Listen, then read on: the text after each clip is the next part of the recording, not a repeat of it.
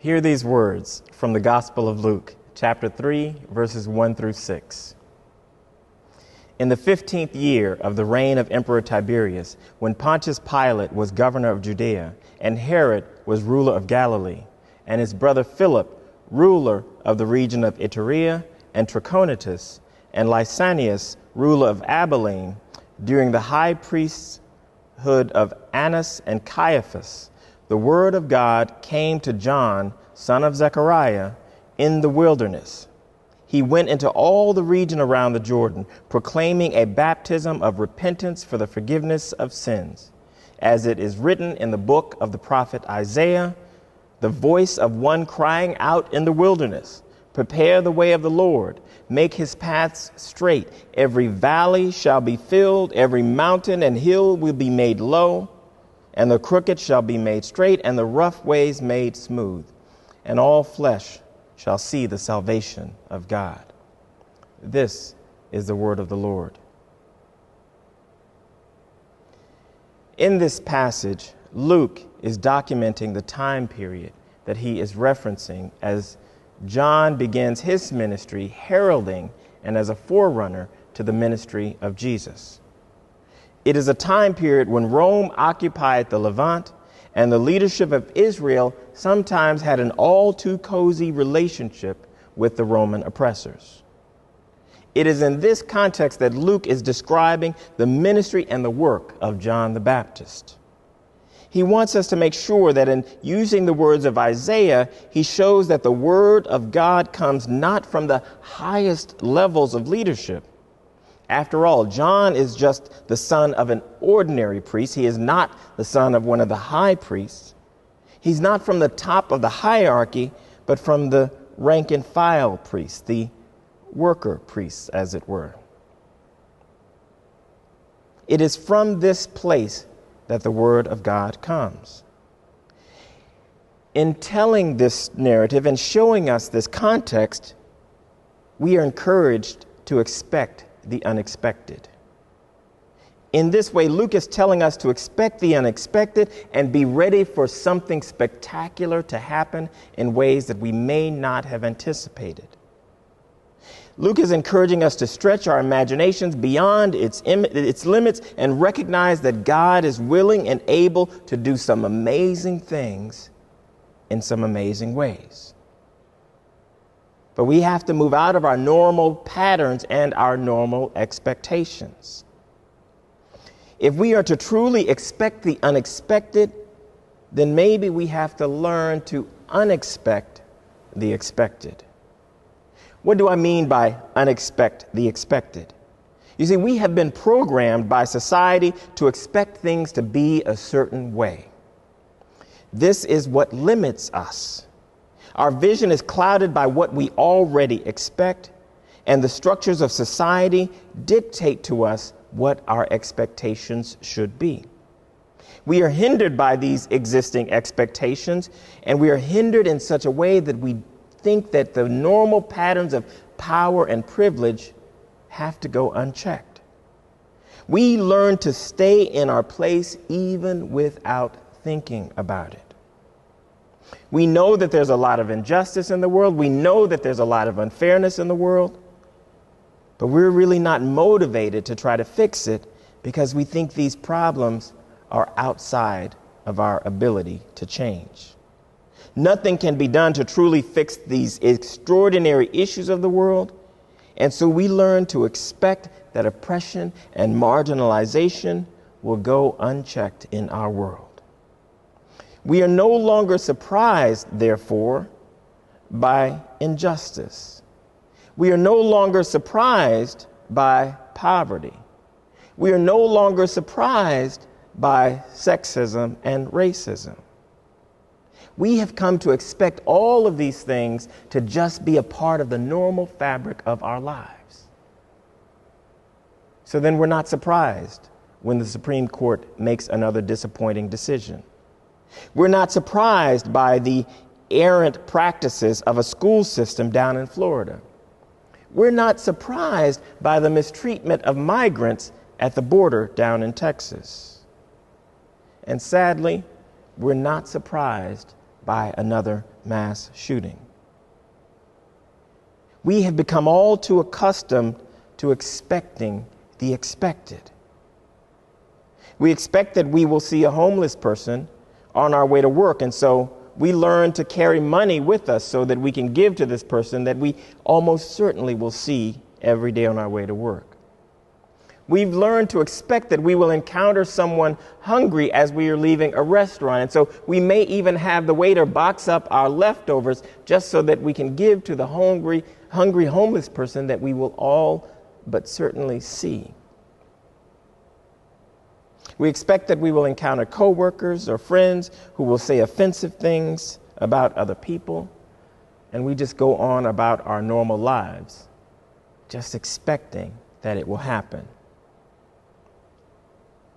Oftentimes we expect these things, and we expect someone else to do something about them. We ultimately think that someone else will fix all of these problems in society. Maybe we think that if we just elect the right leader, they will solve the problems of our society. Or maybe we think if we give our leaders more power and more authority, then they will have a greater ability to fix the problems.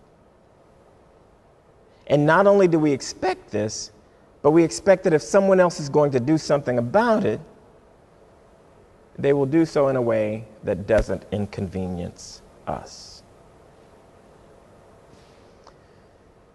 I used to live in Chicago. In fact, I lived in Chicago for 12 years of my adult life. One of the things you learn pretty quickly in Chicago is that there are really only two seasons. There's winter season and there's construction season.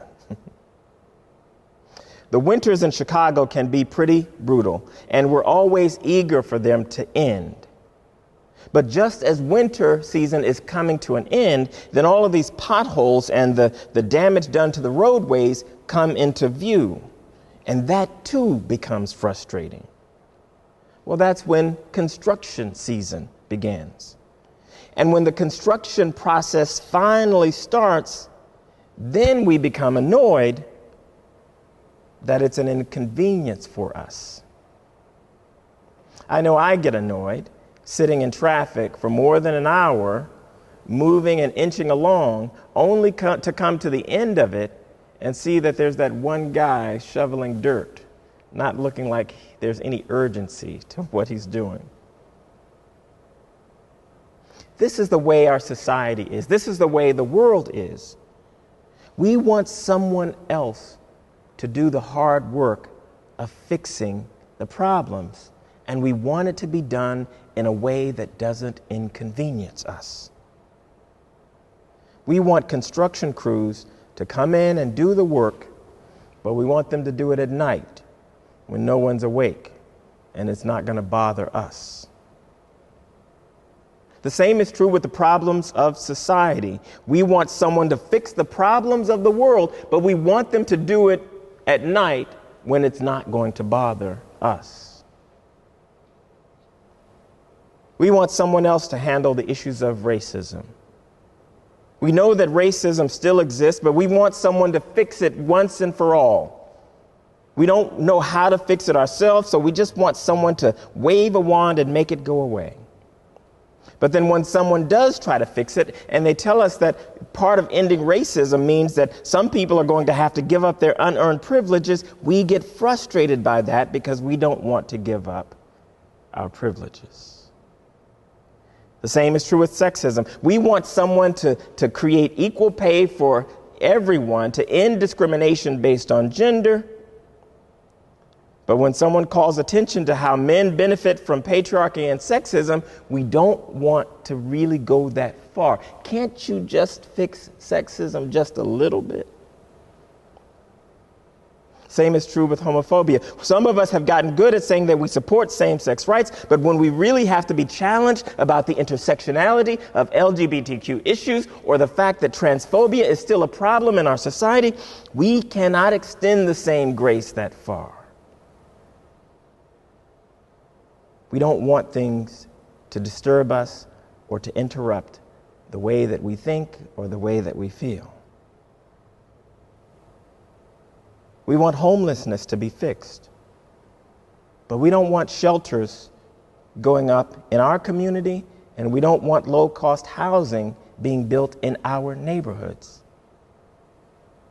And we certainly don't want to be challenged at the way gentrification actually contributes to poverty and homelessness. We just want leaders to fix all of these problems, and we want them to fix them in a way that doesn't disrupt our comfort and our privilege. Maybe we want another civil rights leader to stand up and fix all of these problems. These problems that are so hard for us to think about, so hard for us to do anything about. Can't we just have another Susan B. Anthony or Frederick Douglass or Sojourner Truth? We need another Cesar Chavez or Dorothy Day. Lord, send us another Nelson Mandela.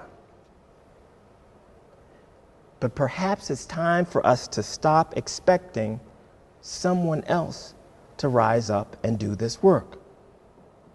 Maybe it's time for us to stop thinking that someone else will be that voice crying out in the wilderness. Maybe it's time for us to think that someone else will use their voice to speak against injustice. And maybe it's time for us to use our voice.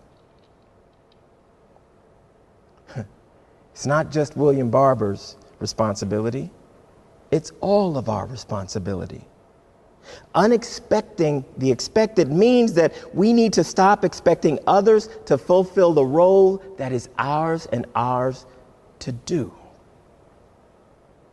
Like Amos, like Martin, we want justice to roll down like water and righteousness to be an everlasting stream, but we don't want to do the heavy lifting.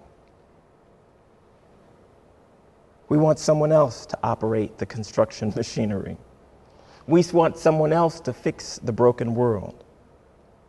But the truth of the matter is, just like Alice Walker said, just like Sweet Honey in the Rock said, just like June Jordan says, we are the ones that we've been waiting for.